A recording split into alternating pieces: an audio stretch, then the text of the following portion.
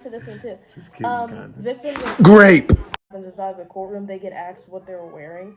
And a girl who doesn't dress modest, like guys would be like, oh, she's asking for it.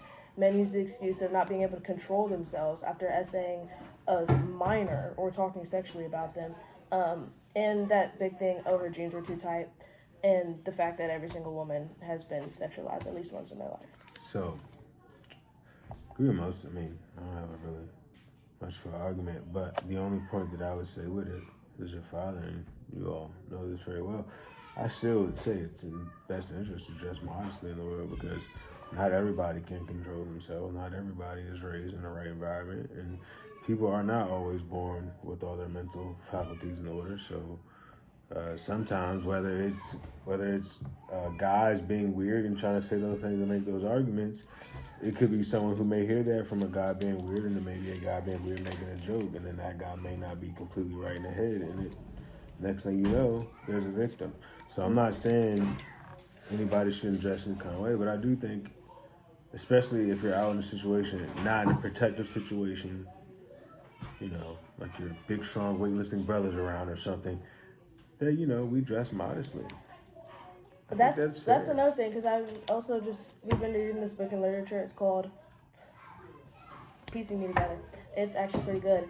And the girl, she was talking about how in her city, every single time that something happens to a woman or she gets trafficked and stuff, everybody tells their daughters, don't wear this, don't do this. You have to make sure you like take a man with you so that you'll be safe and you'll be okay, and like dress like this. But then to the little guys, they don't say anything. It's not don't sexualize women, don't look at women inappropriately, I don't know, like be a predator. Like there are dogs that are trained well enough that you can put like a slab of meat in front of them and they'll just like look at it and not do anything. But again, there are men who like. Again, everybody isn't growing up in the same circumstances. Well, yes, so that's why it should be pushed to men. Like even you need to not be so tempted that you can't control yourself.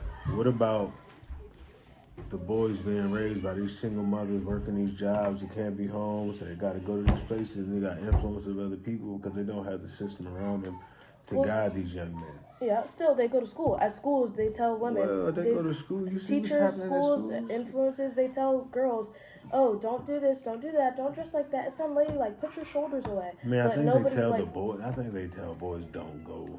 You know. If they do, it's not as common at all because, like, you don't. You know, being protective, knowing the way people act and behave, and just being protective. I would say this.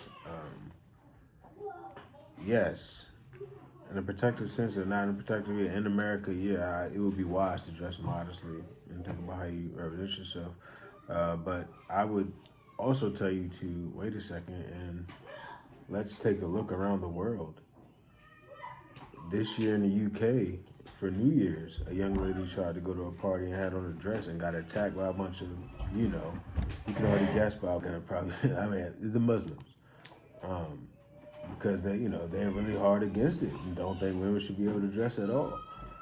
And then in that part of the world, they just cancel part of the events. At least here, you got to take precaution. There are monsters, but there are monsters in the world. There's no way there's never going to be any monsters. The idea is to mitigate how many there are, which is why we should close the border. Well, sorry, close the shrub, should give us money.